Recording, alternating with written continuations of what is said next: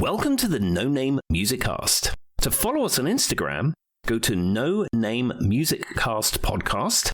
To send us an email, it's nonamemusiccast@gmail.com. And to visit our website, go to nonamemusiccast.com. Now, on with the show.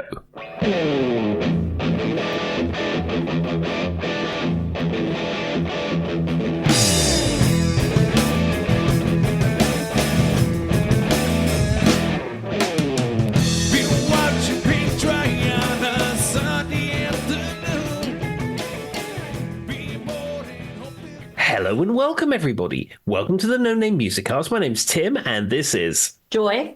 And here at the top of the show, recording on a Friday, Joy and I have had a very passionate chat before we press record and play, which we won't bore you with because we're going to talk about music. And now, Joy, I think you have some music news items at the very top of the show.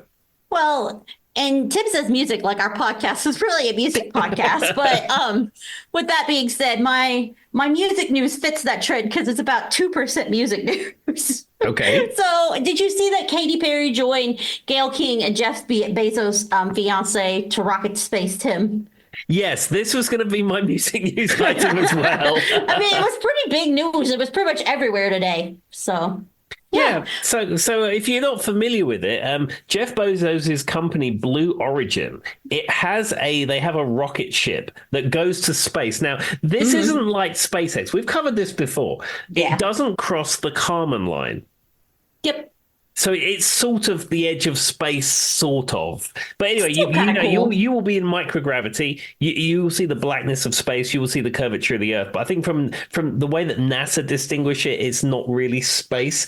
And the entire trip is only 11 minutes. It's like 3 minutes of microgravity, and then you come back down again. But I mean, it's still, you're in space technically, but it's going to be an all-female crew featuring Katy Perry and Gayle King. Now, for perspective with what Tim's saying, is the space flight will travel about 60 miles, is what they're saying, to reach the Kármán line and reach the Earth's atmosphere. And then that's kind of where the Earth's atmosphere and outer space meet, right? Yes. So that was kind of what they were saying. I mean, I still think it's cool. I like that they're doing it. I'm interested to see if this becomes more of like a thing. You know what I mean? Now that they started this, we'll hear more people are just choosing to go do it to get their name in the headlights, like Katy Perry. And I will say, while I was scrolling, and this is not to insult Oprah Winfrey, she has lost a lot of weight, Oprah Winfrey has, and I really thought that picture of Gayle King was Oprah. It took me like 10 minutes to realize that was Gayle King. Because she's lost so much weight. She looks different than when, you know what I mean, like the Oprah we do in the 90s.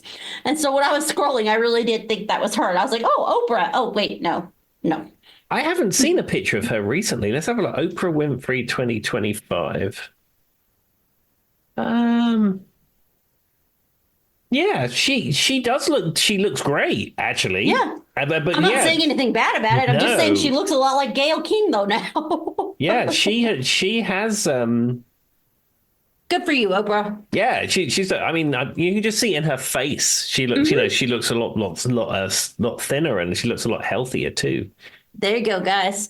So, but that, I was just like, oh, wait, Oprah's going. Oh, no, that's Gayle King. It's just funny because her and Gayle are like best friends. You know what I mean, Tim? So it made it kind of funnier. I laughed. But anyway, so basically, Katy did put out on her Instagram, I've been training with MTV in zero gravity, eating astronaut ice cream, and I'm on a group text with Buzz Aldrin and Neil deGrasse Tyson. Though I think there might be some satire in that. I think so, but I mean, that's interesting.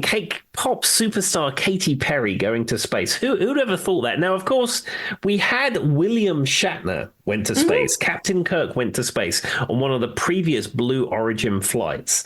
But yeah, I don't know. I didn't really think Katy Perry would be somebody that would be getting involved in that. Well, good luck to you, Catherine Hudson. Yes, exactly. All right. Well, I guess that was Tim's music news too. Did you have anything else? No, that was my big reveal. I think you normally have some kind of engaging story, but you stole my thunder.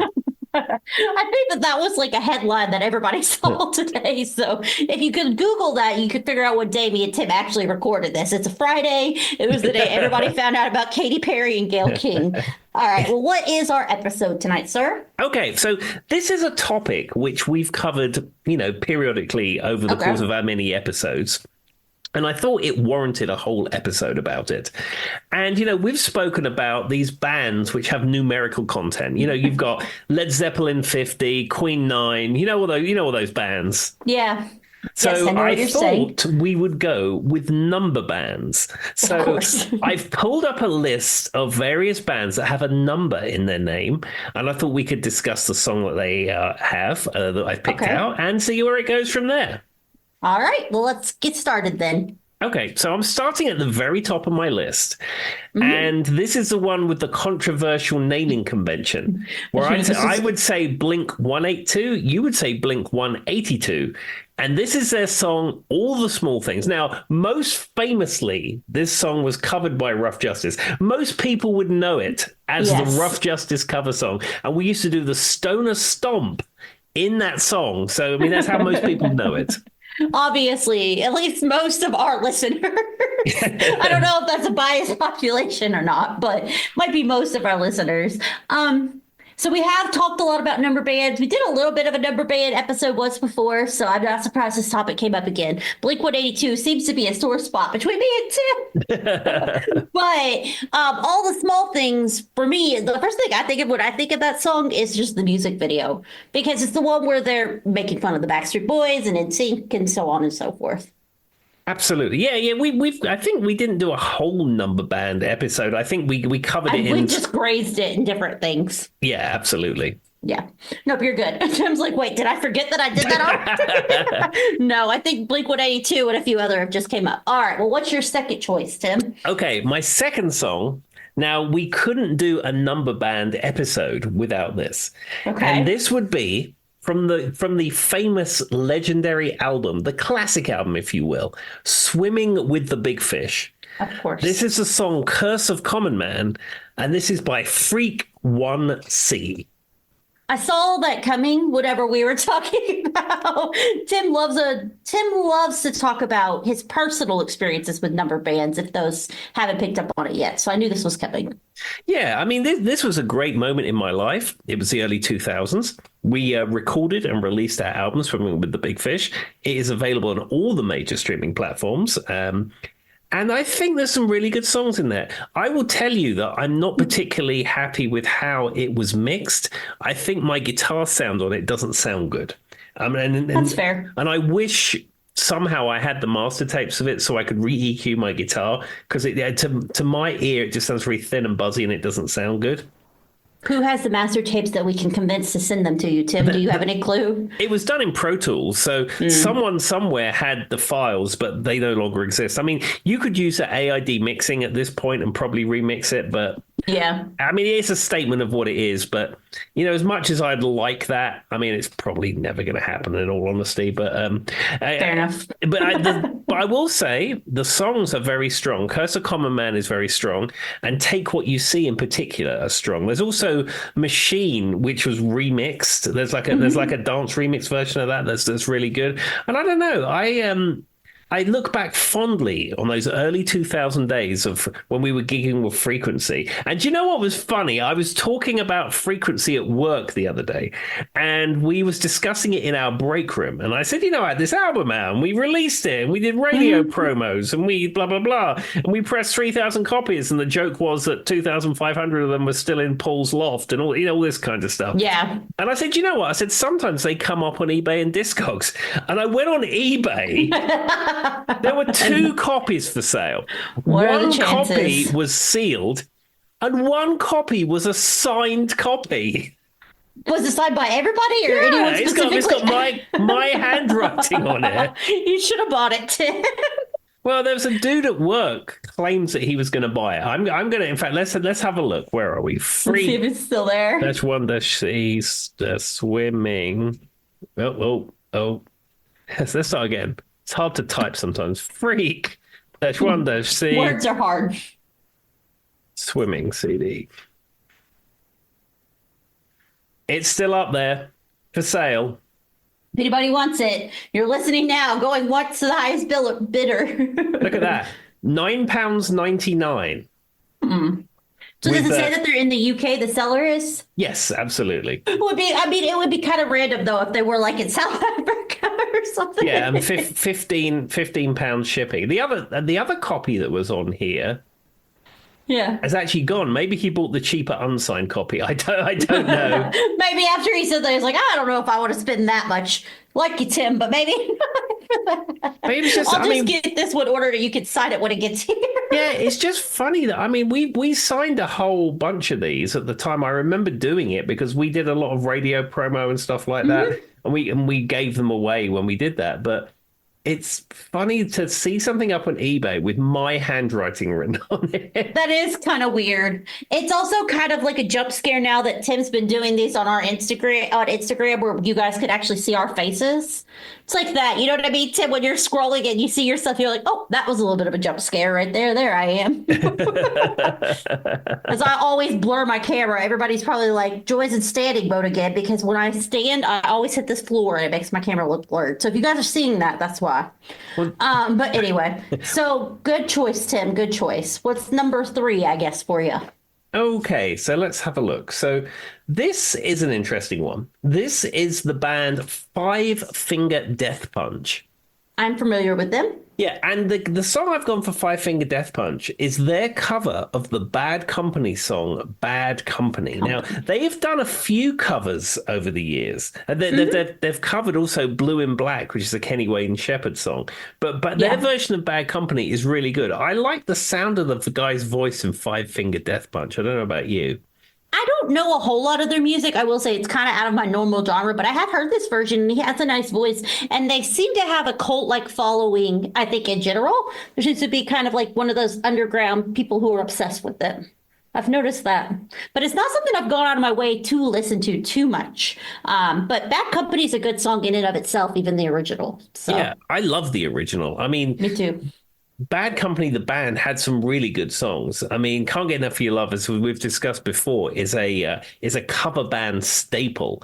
But the song Bad Company with Paul Rodgers playing the piano in it and stuff like that, it is such a good song. And when Paul Rodgers was a member of Queen for 5 minutes, when it was Queen and Paul Rodgers, they used to cover some Bad Company songs in their live sets. They do Can't Get Enough of Your Love and all that, and All Right Now, which is actually free more than a Bad Company song. But they used to do Bad Company. Now I've got Bad Company stuck in my head, Tim. I was listening to you that whole time in the background of my head. It just kept going, Bad Company. I was like, man, now I'm going to hear it for the next 6 years. It's an earworm of a song, man. It is, and it's a good song. I think it's in the key of E flat as well. That would make sense. But I have heard, to Tim's credit, the Five Finger Death Punch version is pretty interesting. I would definitely say go give it a listen if you like the original. Yeah, there was a thing about these sort of newer rock metal bands doing covers of songs like this. You know, of course, there's the famous cover of A Sound of Silence, for example. Yeah, and that one was everywhere. Charlie still listens to it. Yeah. Yep. I mean, it's a good way to get probably people listening to. If you think about it from a marketing standpoint, it's smart. Because, like, a lot of people know, like you said, Sound of Silence long before they do... what is that guy? Disturbed did the version, right? Yeah. And so if you're looking Sound of Silence and you see another version, you're likely to click it, right, Tim? Or if you know what I mean? Like for Charlie, I think he probably fell upon it because he was trying to find the original and ended up clicking it and liked it. It's a good marketing tool if you think about it that way. Yeah, absolutely, 100%. I mean, I don't know if that's the psychology behind it, but it seems right. I mean, you know, as you know, for me, I have embraced the world of the Spotify, but you know, I only work within the library that I put in there. I don't click on random playlists. That's not really a thing I get involved in. I would we're gonna have to do like an episode that's like live on the air and just challenge him to click at random playlists and see what his reactions are. He's gonna be like, I hate this. I don't like this. Well, I was looking today when I was bored for 5 minutes. Spotify have a feature called Daylist. And what it supposedly does is it works out that maybe 2 weeks ago on a Thursday afternoon, you listened to this. So here's some stuff like that. And I occasionally pull up this Daylist and it's like, well, you listen to so-and-so on a Thursday morning, so you might like it. In fact, I'm going to do my day list now. Let's have a look at this day list. It's a It's going to say symphonic, Bad Company right at the top. symphonic rock progressive Friday evening. You listen to psychedelic rock and dark side on Friday evening.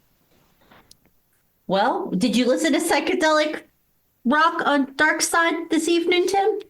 I've no idea where it's pulling this stuff from. I mean, could be completely making it up, to be honest. That's funny. What's the first song on the list? Let's have a look. Day list. Dogs of War by Pink Floyd from Momentary Lapse of Reason. Now, I have listened to that album recently. I listened to it on headphones to enjoy it in its full capacity. Well, we did an episode where you talked about some of those songs not too long ago. Yeah, but I don't know. I'd rather listen to be honest, I'd rather listen to the whole Pink Floyd album than this list of 50 songs that it decided that was good for Friday evenings. Tim does not want anyone to be in control of his music selections. Anyway, all right. Well, what's your next song, sir? Okay, so this is one that we spoke of previously, and is most famous by Johnny Cash, though that Johnny Cash wasn't the original artist, but this is the original artist, and this is Nine Inch Nails and Hurt. Which, conversely, I do prefer the Johnny Cash version, which a lot of people will. And even Nine Inch Nails said they prefer the Johnny Cash version. But that doesn't have a number in it. So I see why Tim went the other way. I mean, these are number bands, Joy. I mean, as I said, we've covered them. Led Zeppelin 50, There's so many. Elton John 22, all the big number bands. Anyway, but I mean, it's just a really good song. And I like it's kind of a simple song. Like, it sounds weird, and maybe it does come out more when Johnny Cash sings it, I think. But it doesn't. A lot of Nine Inch Nails is intense and in your face, right, Tim? Sure. But Hurt has never came off that way. It almost feels like much more of a simple song to me. I think that transposes it and makes it sound more what they're going for, Hurt. That's true, but as I said, it's hard to. I'd say it's hard to listen to the song, but when you've got the Johnny Cash version that exists, it's like you wouldn't necessarily reach for this one first. Yes, but we have to give them credit. It is their song. Oh, sure, but I mean, there's lots of songs like "Little Help from My Friends," for example. I mean, the Beatles song from Sgt. Pepper's is iconic, and it's sang by Ringo. But of course, the Joe Cocker version is by far the better song. There you go. It's also I will give you one that is the opposite, and that is Girls Just Want to Have Fun, which was originally by a guy in the 20s or 30s. I can't remember what his name is. That's how little I care for his version. Girls Just Want to Have Fun coming from a guy, it just sounds weird and creepy, if I'm being honest with you. Cyndi Lauper, we're just going to give her the song. Yeah, but we love Cyndi Lauper as well. Cyndi Lauper is fantastic. I watched that documentary on WWE the other day on Max, and they were talking about Cyndi Lauper. I kept thinking about you. Yeah, she I would say she was single-handedly responsible, but the fact that she sat next to Captain Lou Albano on a flight and got chatting to him and then invited him to be in Girls Just Want to Have Fun video as her dad, and he was big in WWF at the time, and that's what forged the Rock and Wrestling Connection. Yeah, there's a documentary right now about Vince McMahon and, some of the controversial stuff, but just telling his whole story from his dad, used to be this wrestler promoter and all that kind of stuff, and then how he fell into it, and then talking about just the insane different things that happened. So it talks about the Girls Just Want to Have Fun thing, and talks about how that introduced women into wrestling, and then she had some woman wrestler representing her, Cyndi Lauper did, after the whole video. Wendy Richter. There you go. And then it talked about my cousin Dusty Rhodes apparently was on there at one point, and then I don't know what cousin he is. It's probably second cousin. Actually, ladies and gentlemen, we're revealing this evening. Joy is related to WWF superstar Dusty Rhodes. So also, you would be related to Dustin Rhodes as well. And Cody Only by Rhodes. marriage, I think, and their divorce. Or maybe they were just engaged. Maybe he's not actually blood related. But one of my dad's family members, far removed, was engaged and or married to Dusty Rhodes at some point. Yeah, I have to ask Dad what the name is. I can't remember. Yeah, I remember when you told me this some time ago, and I got incredibly excited. Tim looked like shocked when I said it, and I'm like, I don't know, some guy named like Dusty Rhodes. That was the extent of what I knew. Yeah, he was the American dream. He was just a common man working hard with his hands. He had his manager, Sweet Sapphire. I mean, it's classic wrestling name. I mean, he was big in other wrestling promotions before he got involved with the WWF. I My mean, dad's even cracking after up listening to this episode. I already know it. yeah, and even after he got he stopped wrestling, he was involved behind the scenes. And they said his son, Cody Rhodes, is a huge WWE, as it's called now, superstar. He is their undisputed champion or something. I've seen him wrestle in Roanoke. He was on the Saturday Night's Main Event thing on NBC recently. I mean, this you are potentially related to wrestling royalty. Well, you have to remember, my dad has 13 or 15 brothers or sisters, so there's a lot of connections to people on the Gulf Coast, Louisiana, Alabama, that kind of area. But the only other thing I was going to say was there was one iconic, like, I don't know, Tim, you might find this iconic, and I don't really like watch wrestling, but I do like learning, so that's why I was watching this. And what is his name? What's his name? The big guy that his wife is now over Department of Education, McMahon. Vince McMahon. McMahon. Why do I want to say McMahon? Okay, McMahon's son was on TV, and they asked him. They said, "Well, do you think your dad gets a bad rep?" And you know what he said that was so iconic in a weird way, Tim? He said, "I think he gets the rep he wants." Yeah, I think so. The thing is, you have to remember about Vince McMahon. This is not a wrestling podcast, but the thing is, you have to remember about Vince McMahon. He took something which was a carnival sideshow attraction that used to happen in school gymnasiums, and he turned it into a multi-billion-dollar worldwide entity. He did That's more of what I was interested in seeing. I don't really care about wrestling, but it's interesting to learn the history of that. Yeah, he apparently is not a nice person to deal with in business, and he's not a good person generally. Things he's done and things he's got involved with and things that he's been charged with, allegedly or otherwise, he is not a good person. But you have to hand it to him. He took that thing and turned it into this thing.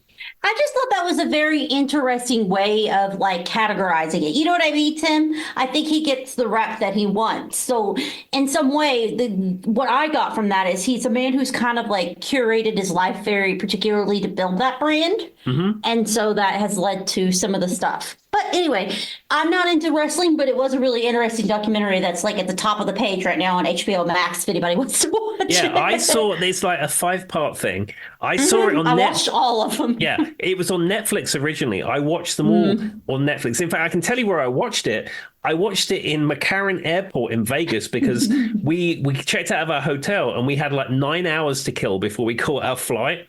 So I had them all downloaded to a cheap Amazon Fire tablet, and I watched all the episodes. I just happened to put it on, I don't know, last weekend or something, and maybe it caught my attention because of the way Tim's talked to me about some of this too. I mean, I don't know. But once you start watching it, whether you like wrestling or not, it was so interesting. I watched it. I binged the whole thing in a day. Yeah, it is fascinating. As I said, I liked it because I'm a fan of that. I don't like it much in the mid to late 90s and onwards. I'm not really a fan of the Attitude Era and stuff like that. I like the 80s, and then I'll dip in occasionally to the new stuff, but very rarely. But that sort of 90s, early 2000s era is not really the kind of thing I enjoy. But like you say, from a documentary perspective, it's really good. It is very interesting. So there you go. All right. Well, there's my, I guess, TV advice. Not that I had anything to do. I forgot what even shit song we were talking about. But what's next, Tim? That would be Hulk Hogan's Real American. No, it's not. That's not another band. Please no. I'm out. Podcast is done. Those are the gavel. Okay, I gave it to the documentary, Tim, but I can't. All right. What's the next song, sir? The next song would be the band UB40. Now, are you familiar with UB40? Because I get the sense that they were very big in the UK, but they didn't do a great deal in the US. I mean, Red Wine. That's about my UB40 knowledge. There's like three or that's four good because the songs. song I picked out was indeed Red Wine. There were about like 3 or 4 songs I think that were popular here, Tim, and there definitely were like radio fonter. Like you could turn on 99.1, which is just like the generic radio station near me and Tim that plays 80s, 70s, and 90s till today type thing. And Red Wine would be playing. Yeah. Now, Red Red So Wine is an interesting song. It's written by Neil Diamond. I don't know if you knew that. I think you might have told me that in an episode before, but I don't think I knew it until we talked about it in said episode. Yeah. Now, how much would the average UK person know about UB40, I guess? At this point, I'm not sure. Certainly, people my age and older would be very familiar with UB40. They famously did a cover of I Got You, Babe with Chrissy Hind. Doesn't ring a bell at all. I've never even heard that before. That's interesting. See, I would say for me, they're like maybe a 1 to 2 hit wonder. Yeah, I don't know. and if I look at what their big songs are on the Spotify, Red Red Wine, of course, is the number one. Then you have the song Kingston Town. You familiar with that? Never heard of it. I Can't Help Falling in Love with You is another cover. I think I've heard that. I mean, I've heard multiple versions of that song, so I may have heard their version. Yeah, and then I Got You, Babe, and what have you. But as I said, they were very much a UK phenomenon in that respect. I think they're still out there getting it done. I mean, I'm not a Never follower heard of anything aren't. UB40, but and the other thing is we may have covered before. A UB40 is a form that you'd have to fill in at the job office if you was claiming the dole, which means you're claiming sort of unemployment benefits. So whenever they show a lot of like UK benefit claims in America, and maybe some of this is propaganda, I don't know. But there's a lot of like you have to physically go in and collect things. And I find that very interesting. I feel like that's an old school. You know what I mean? Like you have to physically bring your paper and collect your check like in person.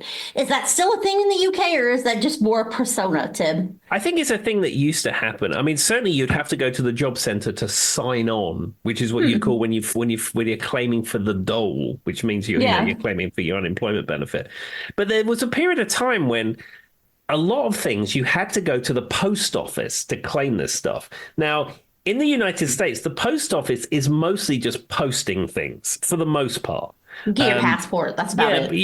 Maybe you apply for your passport at some post offices, but for the most part, it's sending stuff and picking stuff up, and that's pretty much it.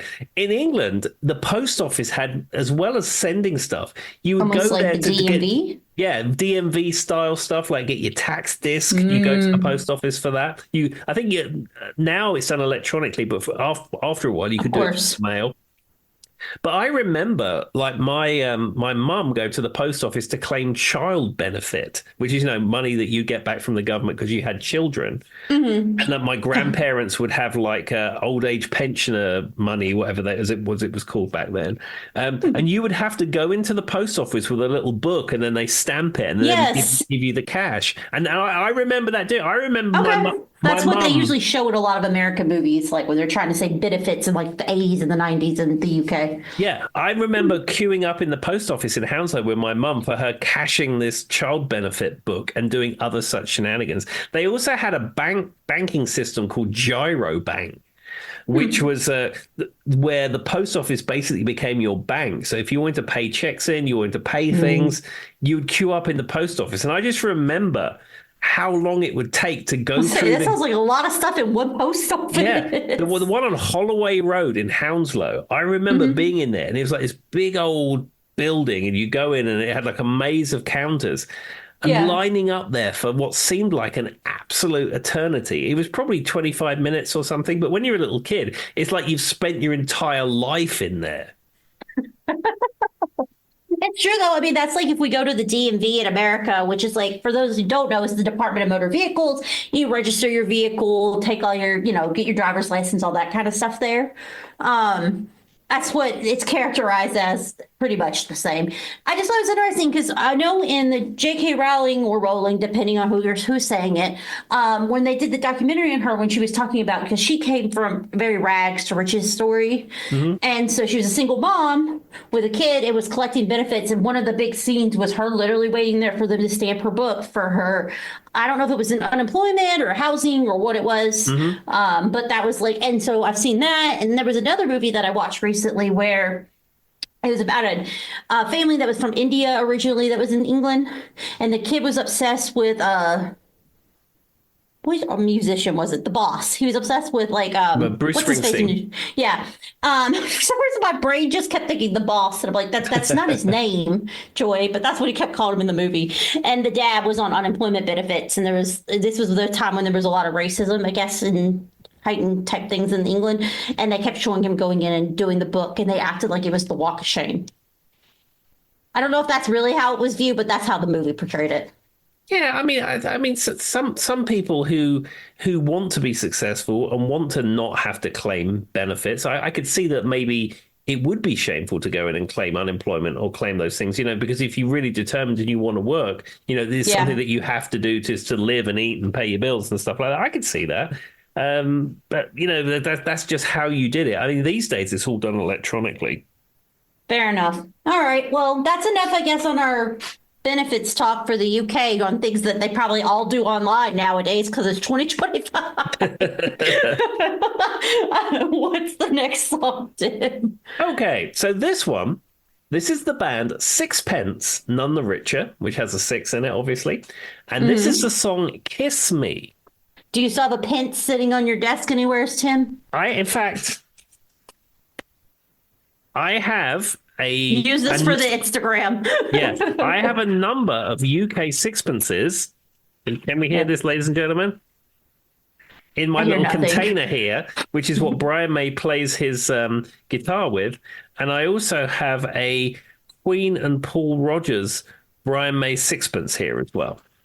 And all I have on my desk is some Aquaphor and a pin. Oh, I have a stone from Chelsea Beach. I have USB flash drives. It's all going on. I mean, I've got some sauce from Bojangles because they gave me too many with my fries the other day. Some ibuprofen, my medical card because I'm an American and we have to use this for anything. There you go. Anyway, all right. Well, let's make sure you use that little bit for Instagram where people can actually see us holding up the items. Absolutely. And also at this juncture, I should say, I mean, I gave the information at the beginning of the episode, but you should follow us on Instagram because, we post some fun stuff. And if you follow us on Instagram, you will get little clips of episodes weeks before they post on the podcast platforms. Yes, it's our little bonus to you guys. Also, if for some reason you're really into YouTube and prefer to listen to your podcast on YouTube, we are on the YouTubes now as well. That's Absolutely. A new one to us. Our Buzzsprout went out to everything but the YouTube until recently. Yep, Joy has magicked that. So if you have a smart TV with just YouTube on it, and you want to maybe kick back one evening with Joy and I talking about sixpences or UK benefits in the 80s, you can do that anytime you want. Or my favorite was that episode. This is so dumb. I'm sorry. My favorite was the time Tim was telling me about they have to make lifts a certain size so they could get the coffins up and down. And then what was it I asked? And you went, I don't know. I can't remember what it was I asked. I think I was like, but what about, did they make it big enough for the people too? Bringing it down. And Tim was like, I don't know. That's just what they told me. And that's probably one of my favorites, Tim. That's probably a highlight of this podcast moments for me. There we are. I'll have to isolate it and find it. Sadly, I don't keep the videos. I know. I don't know when that was. Yeah. When we record on Zoom, I keep the video for a few weeks and then I delete it for space reasons. But no, I have all the audio, of course. All the audio is archived. Here we go. All right. Well, what is our next song, sir? Okay. So this one is by the band Electric Six. Okay. And I'm going with the song Danger, Danger, High Voltage.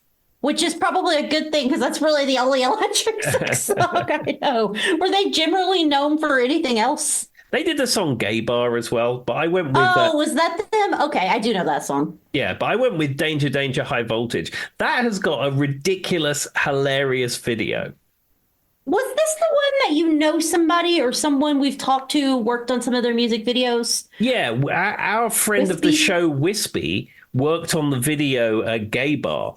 Yeah, and there's a piece in it where it goes slightly out of sync, and that's all I'm going to say. I'm not going to throw anyone under the bus. But... Live on air, we get a call after we hang up. But yeah, I mean, I know that it's just kind of, I know them for 2 or 3 songs, and this is pretty much it. They are a pretty fun band, though. Yeah, I will say. Danger High Voltage is great. I wonder what happened to Electric Six. I wonder if they're still out there getting it done. I haven't. Let's give it a Goog. Hold on, I'll Goog it, guys.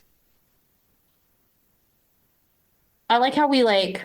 They're just like, oh, I hear them talking. Must be real. Or talking. Hear them typing. Like we go silent. Like if I'm not typing, it's not true. Well, they had an album out in 2000? 2023 Yeah. and 21. I mean, maybe Looks like they're still getting it from what I can tell. yeah, Tim. the Six are still doing it. Now there are some like different touring members and stuff, so I don't know if it's all the original like lineup, but probably would be a fun concert to go to. Yeah, I'd imagine so. It's also apparently the lead singer's name is Dick Valentine, and he is an original like member of the band since the 90s. It says he has cited Freddie Mercury, the Talking Heads, Falco, Devo, and Captain Beefheart as his musical influences. There we are. Fantastic. Quite an eclectic mix there. Captain Beefheart was a different, was a call to a different time. Absolutely. Comparably to everything else on the list, but pretty interesting. All right. But yeah, it looks like from everything I can see, Tim, they're still out there getting it. Well, I'm pleased to hear that. That brings me a lot of comfort in these troubled times, let me tell you. Well, we can't lose all of our number bands. They're very important to like NATO or something. Exactly. Especially if you own an abacus, ladies and gentlemen. Somebody out there is probably like, wow, great jokes from those too. I was trying to think of like something number related in the world, and all I came up with was NATO. I don't know why that was related, but and then one moment my brain said, well, like, the cow, it's probably important to the cow on Sesame Street. And I'm like, that joke doesn't work either, Joy. So NATO's what I went. Let's move on to another song, shall we, Joy? Yes. Tim's like, we've lost the plot. All right, what's the next song? Okay, so this is a band which I think really got hardly any airplay in the United States. So this is probably the song that they're most known for on this side of the Atlantic. And that is the band Level 42. Are you familiar with any of the work of Level 42? I don't think so. I don't recognize it. Maybe I've heard the song, but I don't recognize it. Well, the song I went with is a song Something About You from their album World Machine. It seems that they were predominantly a UK, European type phenomenon. I mean, they were at the time they were huge. Mark King is the singer from Level 42. He plays bass in a very, well, it's probably not unique, but very distinctive way, where he plays like slap bass with his thumb, plays an alembic bass, and the band is very bass guitar led as a result of that. They're famously from the Isle of Wight, which is a small island off the south coast of England, and it just surprises me that they never really broke through. It's another one of these bands that I think people would have heard of, and especially for someone like you who has eclectic tastes, who listens to music outside of the norm that your standard American listener would listen to. And it surprises me as someone that you're not familiar with. Well, I'm looking at the lyrics and it doesn't ring a bell. Like I'm like trying to like, put a rhythm to the lyrics because I don't want to blare the song in my ears right now, but it doesn't ring a bell. And music video, like screenshots that popped up don't look familiar. I don't know. Just something that didn't make it over here for whatever reason. Yeah, I mean, I'm looking on their popular songs on the Spotify. You have Lessons in Love, Something About You, Running in the Family, It's Over. Again, all iconic songs. I mean, I remember being on holiday, I believe it was in Chelsea, and I went into Bognor Regis, and I bought the cassette version of their album, Running in the Family. I mean, I rarely bought original cassettes. If I had a cassette, it's because I taped it off a CD or a record. I rarely actually bought the tapes. But this is one of the few I actually had on cassette, and I remember buying it. Everything you just said sounded very British, but anyway. As soon as you started talking about your holiday, I was like, all of this sounds very British. Yeah, I went on holiday to Chelsea and then went to Bognor Regis and bought a cassette. For a band called Level 2 that Level no Americans 42. ever... Oh, yeah, that's how much I know about them. All right. Well, what is your next song, sir? Okay, so this would be the band 10cc. Not surprised. All right, what song did you go with, sir? It's the song I'm Not in Love. Now, we had a 10cc album growing up. And this, if I remember correctly, was the first track on the first side. I also remember is I think it had a scratch or something because it jumped at a certain point when you played it. I seem to remember that. Tim's like, I later heard a different version and realized that wasn't part of the song. Exactly. But again, this was the 10cc were an act that was something that was being played when I was growing up in the 70s and 80s. Only very later did I find out why the band was called 10cc, and it's all to do with how could I put this in a safe for work manner? A gentleman's output. I mean, yeah, I see where they were going with that. That's funny though. So was this like mainstream? Like, because you said your parents mostly only listened to like Main Street kind of music, so this was something you would hear at home, or it would be something that would be played on Capital Radio. We listened to a lot of Capital Radio growing up. I said we didn't have a terribly musical house. My mum and dad had some cassettes and tapes, but cassettes and records, should I say? But it wasn't really anything that was important, I don't think. They enjoyed music, but there was a lot more of the radio being played than actual records or cassettes being played. Interesting. Mine was kind of a mix of both. My parents were big on the radio, but also they had, certain songs that they were looking out for and things like that. But yeah, I will say this is not a band. I mean, I probably know like 2 songs for them. I don't know how popular they were in the UK, but for me, it's not one. I've heard this song, and then there's probably like 1 or 2 other ones that I've heard from them, and that might just be strictly from looking them up on YouTube.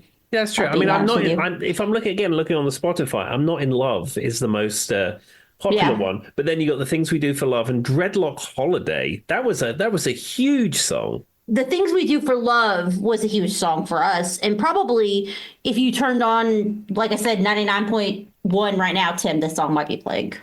Yeah. Which I think there's multiple versions of it as well. So. Yeah, that's true. I said Dreadlock Holiday is something I remember very much being played when I was growing up. Maybe I need to click through these songs because it wouldn't surprise me if these are songs I've heard. I just don't know them off the top of my head. Does that make sense? Like when I play it, I'm like, oh, okay. Also, you know how they talk about when you look at like people in history, since I gave these guys a Goog trying to figure out if I knew who they were. They talk about how we've gotten people in past times were shorter. I swear, every guy in this picture looks super short from this band, 10cc. I'm looking at all their pictures, Tim, and they just seem short. It was only the 70s, not like the 1800s. Yeah, I don't know if they were known as a short people. I don't know. Maybe they were all under 5 feet tall. I don't know. They all look really short, but maybe it's just the clothing choices. Maybe the shirts are just their bodices were much shorter. Bodices? It's just like Victorian times. Are they wearing pantaloons as well? Go look at a picture of them, and they just seem really short. I don't know why. Okay, well, anyway. I don't know much about it. Now I'm going to have to find out if we can find their official heights. Hold on. See if I can do this. So there's 4 of them. Let's see, Graham Goldman, height.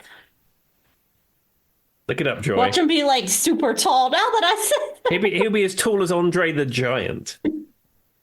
Height. What is that goo giving you, Joy? It says he's 5'10". It's not really tall, but it's not really short either. All right, he's completely destroyed your theory. They look really short. Okay, this guy's the drummer. I don't know if drummers are generally short, but they normally are. They're like jockeys. Never mind. Oh wait, no, that's another Australian bass player by the same name. Hold on, that guy's 6 foot, so that discredits my idea. Musician. Let's add that. I don't know how much weight this theory has. Well, all I keep getting is an Australian pole vaulter, so I can't tell you guys how tall Paul Burgess is. All right, let's move along. They all look really short, though, in their photos. I'm just saying. Also, Paul Burgess has worked with Jethro Tull and stuff too, Tim, right? He's a pretty known dude. Yeah, and Graham Goldman, he's been involved with a number of musical acts, and he also recently recorded a song with Brian May, which is also available on your streaming services, which is actually really good. Well, maybe they're not just really short. Maybe the camera back then just made you look shorter. All right. It was all Moving film. along. That's what it was. It was film. Something science, film, light, cameras. Apparently so. All right, what's our next song? Okay, so the next song is from the album Cosmic Thing. This would be the B-52s. And this is the famous legendary song Love Shack. Now, before we get into the song, I knew this was coming. I'd like to tell you a little story about the world of the Love Shack. Now, as many of you know, I'm famous for performing Love Shack. I performed it in a number of bands. I performed it in Moroccan Soul, performed it at the Jam Night, and when I came here, I performed it in Whiskey River. And then when I joined Flagger Hill, I felt my shacking days were over. I released a online collaboration video with Jenny from the Freak Jam, and I considered that my final statement in the world of the Freak Jam. And I said to myself, I consider myself retired. However, I've joined the band Nightwings. And as I've said to you before, Nightwings, they play a lot of the same stuff that Flagger Hill did, but they seem to be more about entertaining the crowd than playing. Well, I'm saying, how can I put this? They play great music with good quality musicians. They have that down. The singer is fantastic. It's a good band. Okay. But they seem to be the focus is more about entertaining the crowd. And if I'm being honest, as much as I love playing guitar and as much as I love playing with really good quality musicians, of which Nightwings are, there's something about entertaining folks is more important than playing virtuoso guitar. I would rather play Mustang Sally to 2,000 people than play something that's incredibly just like the record, note perfect, amazing virtuosity to 12 people. But that's just me. Yeah. So as a result of that, as I said, when I joined the band, it's just a question to them to see, where they were, a temperature check, if you will. I asked them whether once we've got this set down, once we've got a few gigs under our belt, could I bring the Love Shack back? And they were like, yeah, that's fine. If you want to do one, that's fine. We'll learn that.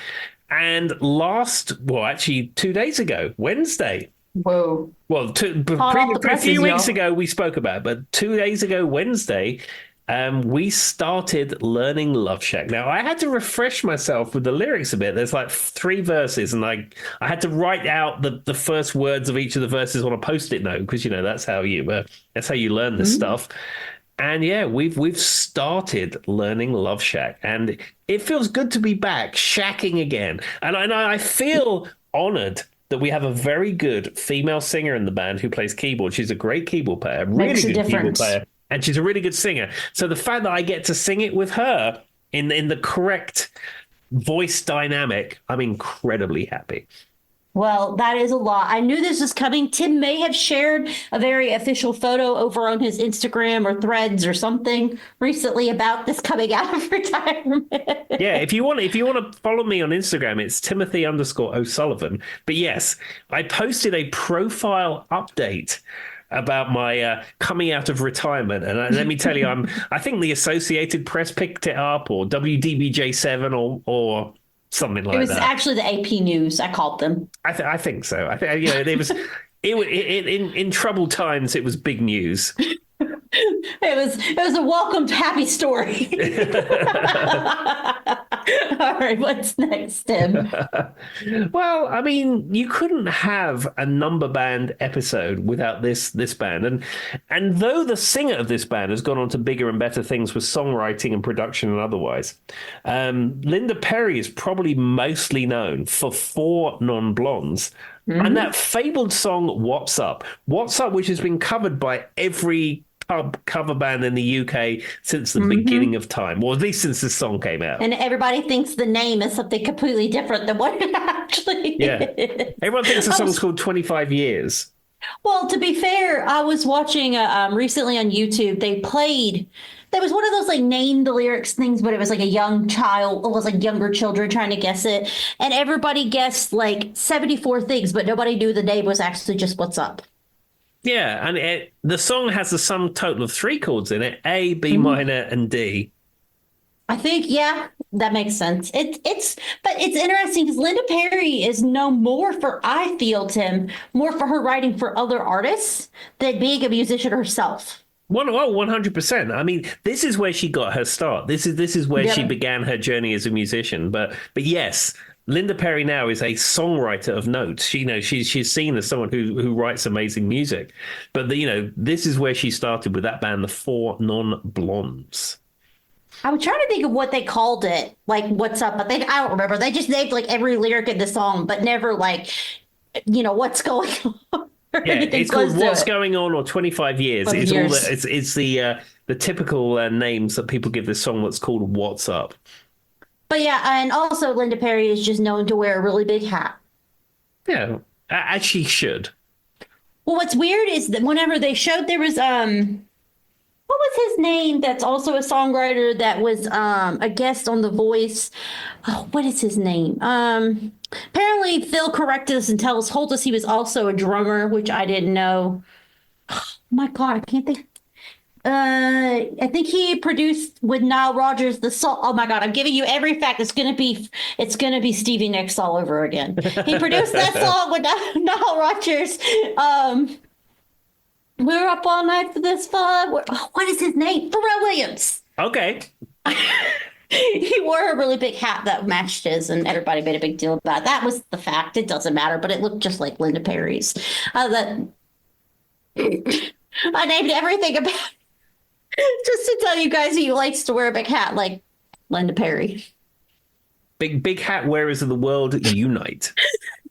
Well, it is kind of ironic because he's generally known for being more of a producer or a music writer behind the scenes, you know what I mean, Tim?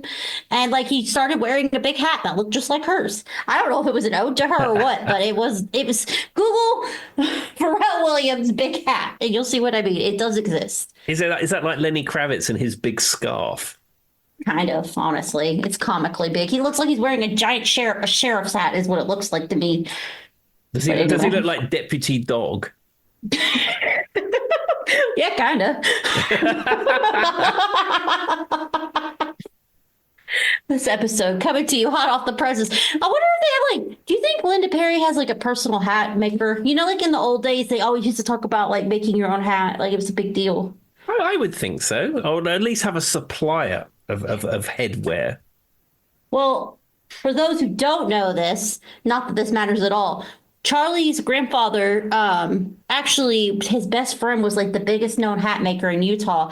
And Charlie was taught on, and he literally had Mad Hatter's disease before he died because that's an actual thing. Mm-hmm. Did you know Mad Hatter's disease is like a real thing, Ted, that you get as a hat maker because of the chemicals? Yeah, because of the chemicals that you use in preparation of the hats will actually alter your mental state.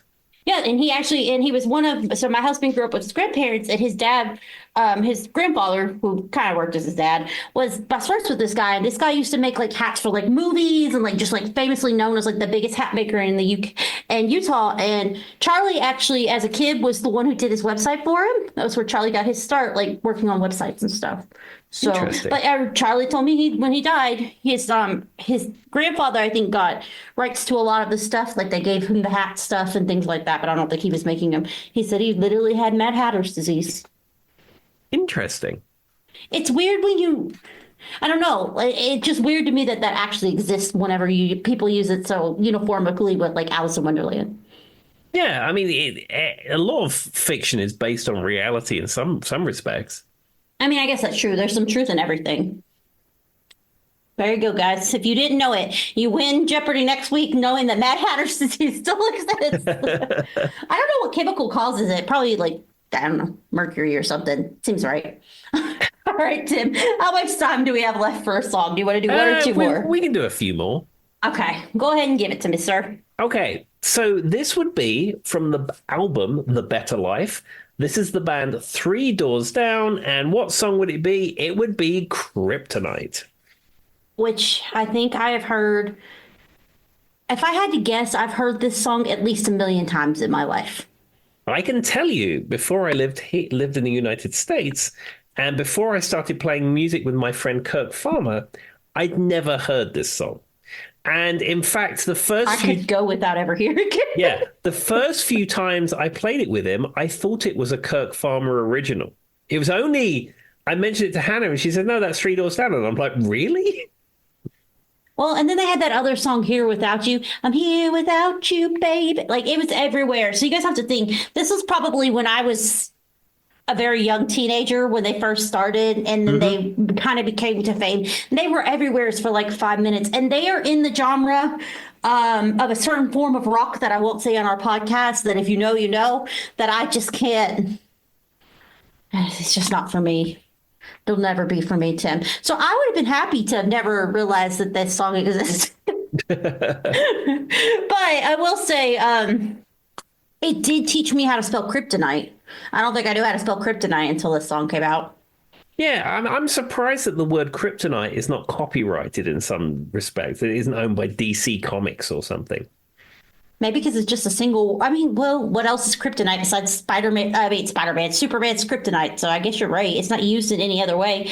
Maybe is it a word though to use before Superman? Like, did No, they say people had a kryptonite before Superman? because Krypton is on the The periodic. planet. Yeah, it's on. No, the Krypton in real life Oh. is on the periodic table. Oh, okay, that makes sense. But Krypton is the planet that Superman comes Yeah. from. And then, of course, See, there is a planet, guys. I'm not stupid. That's where I Yeah. thought Tim was going with that. and kryptonite is the substance that supposedly that makes Superman That can kill Superman. kill but I him mean, and make his powers go away. But of course, as we all know, the best Superman film is Superman 3 with Richard Pryor. Now, Tim was waiting to get that out. so there's a scene in it where he's working with Lex Luger. Or Lex Luthor, should I say? Lex Luger is a wrestler. Lex Luthor, where he wants to try and kill Superman. So he's using these computers that read weather or something. And he's trying to find the compound of kryptonite and remake it. But so he sends out these satellites who get all these information about kryptonite. But there's Yeah. like 2% of it says unknown. And he's typing away trying to do it. And he's like, unknown, what are we going to do? And he has a packet of cigarettes on his desk and he picks it up and it says tar. And he went, oh, yeah, that'll do. And puts tar in. So they make this compound and present it to Superman. And it doesn't kill him, it just makes him bad. So I gave it a Goog, and it says kryptonite is trademarked by DC Comics, but it is not copyrighted because apparently it's incredibly hard to get a single word copyrighted. Okay, so I'm sure like the typeface or something is trademarked. Yeah, that seems, yeah. You are correct in that, Tim. But basically, you can't copyright a single word. And in any case, its first use in the U.S. was under the old copyright law, which apparently required notice on every single use, which DC Comics did not do. There we go. Okay, so I was wondering, because I was Googling that while Tim was talking, because I was curious. Because, I mean, it makes sense. There's no other reference point before Superman that crypto was talked about. So, No, besides. other than the element on the periodic table. Yeah. All right. Well, there, everybody learned if you want to copyright crypto, you might be able kryptonite, I guess. You probably could, not crypto. That's different. That's probably copyrighted. That's a conversation for another time. But you probably could get away with it. They said it's incredibly hard to copyright one word. Kind of makes sense, though, I guess. I don't know. Yeah, but it's a made-up word, Tim. I know. Okay. Well, anyway. What's the next song? Okay, so this is a band which I think you would have heard of because this is effectively a novelty hit. This is the 1910 Fruit Gun Company with the song Simon Says. Yeah, I know this song from them, and that's it. I don't know Yeah, a thing I mean- about them outside of. Were they? I don't even know. Were they from the UK originally? Were they from America? Do you have any clue? I think the 1910 Fruit Gun Company were a US act, I believe. I would have thought it was almost like because like you said, they're a novelty act. I would have thought. I hate to say this, that it came out of England. For some reason, that's what my brain would think. Well, yeah, growing up, there was a lot of novelty acts in the charts. I mean, I get the impression that's not a thing anymore, but certainly growing up in the 80s, while watching Top of the Pops, it was like every week, but it was very common that you'd have a novelty act. You know, you had Star Trek in by the Firm. You had There's No One Quite Like Grandma. There was so many of these novelty acts, like the Spitting Image song, Roland Rat, all the stuff that novelty hits. None of these words sound like real things to me, but I'm just like, I guess they were novelty acts. Yeah, I've thought of doing a novelty track episode, but my worry is that you would have never heard of any of You these. should give them to me on a like to listen ahead of time and get my reaction. Write that one down too, because that would be kind of funny. Because like the more you say like novelty rat, I'm like, what is this? Are you not familiar with Roland Rat? No. Roland Rat was like a furry puppet type thing of a rat, like a streetwise rat. And we had, like in England, None of this sounds real. we had breakfast TV. You had TVAM, which was ITV, and then you had BBC Yeah. Breakfast. And TVAM was going off the rails. They were losing money, they had striking, they had all this stuff going on. It was a mess. And then Roland Rat was this character which was supposedly for kids, but it ended up getting an adult following. And Roland Rat Oh, I've basically, seen him before. yeah, Roland Rat basically saved TVAM. So for those of us in America, this is that same rat that occasionally shows up on memes on the internet. Oh, really? I didn't. Yes. This puppet shows up on memes occasionally, like on the internet, like probably making fun of this and probably orienting for people in the UK. But yeah, okay. Hi, Roland. Yeah. Huh. Yeah, Roland Rat in the 80s was a moment in time. Wait, do you know any of these? Gordon the Gopher, Yeah. Basil Brush, yeah. Brush, okay. Ed the Duck and Otis the Aardvark? I don't know Otis the Aardvark. Gordon the Gopher was on the TV show Going Live. Ed the Duck was with Andy Peters in the Broom Closet, which was like a kids' TV show. It was like a bit between the cartoons. And Basil Brush, boom, boom. Does that mean anything to you? All of this seems like, wait, there's one called Scooty, Mr. Blobby, Neff the Bear. Where are these? Mr. Blobby was a made-up character on Noel's House Party. Quality, originality, and excellence. I watched Noel's House Party. It's weird though. For those who find it, you're probably like, it's not that weird. We had like cartoons and stuff, but these are puppets mostly. Yeah.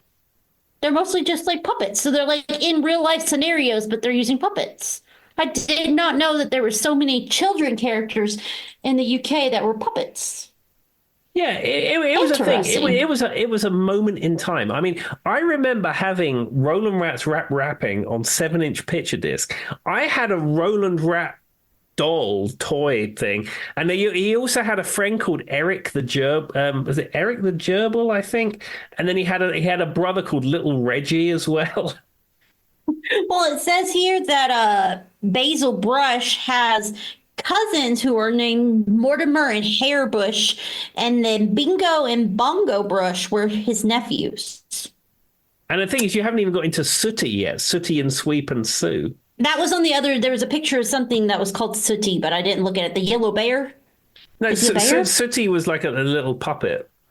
Yeah, but I think he's supposed to be a bear, isn't he? I think so. Oh, okay. You made me think I was wrong because it says Sooty Land, and he's got a bunch of cute little characters. Oh, there's a dog and a panda-looking one too. I might have to watch The this. panda is Sue. There's Oh, Sooty, there's Sooty Sweep, and then the panda is Sue. So the gray dog is that was Sweep? Sooty's lady friend. Oh, these sound adorable. And as I may have told you before, when I was a little kid, growing up in the 70s, it was a time when there was a lot of industrial action and we had a lot Yeah. of power outages due to strikes. Yeah. And I was watching Sooty on the TV and the power went out and I was devastated because I loved watching the Sooty show.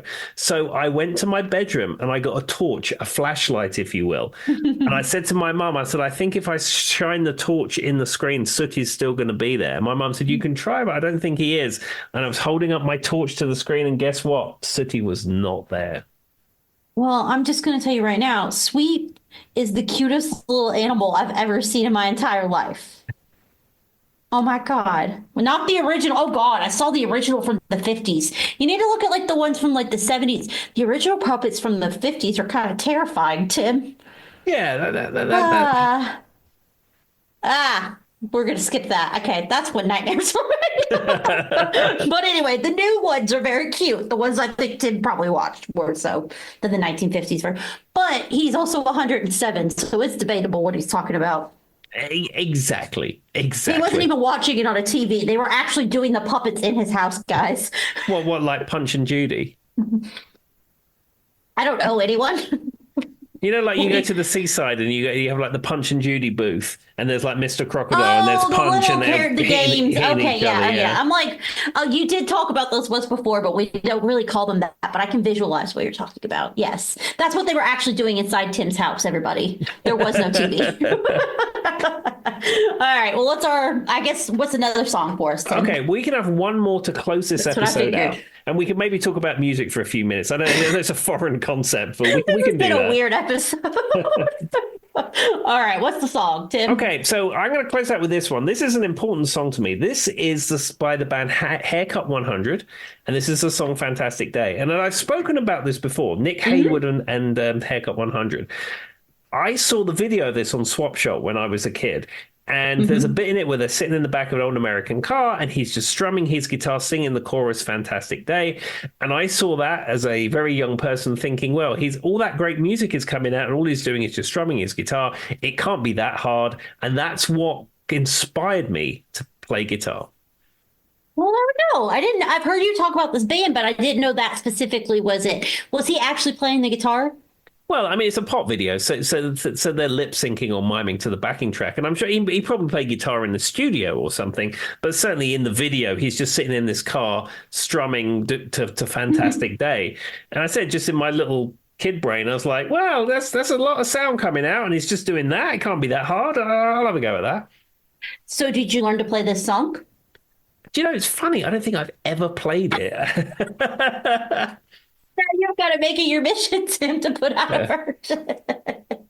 I know that I mean, Josh Bacon said he knows Nick Haywood, and I would love to tell Nick Haywood this story because I'd like to tell him that he inspired me. His video inspired me and changed the course of my life.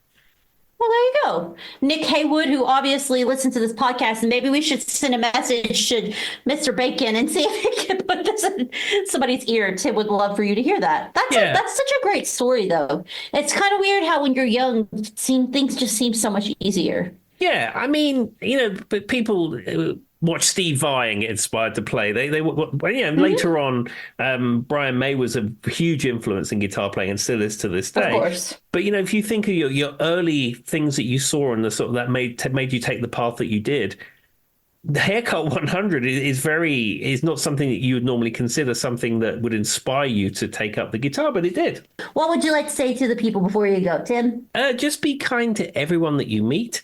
And also, in addition, if you wanted to follow us on Instagram, do. And if you wanted to send us an email, please get in touch with the show. Have a good day. Bye. Bye-bye.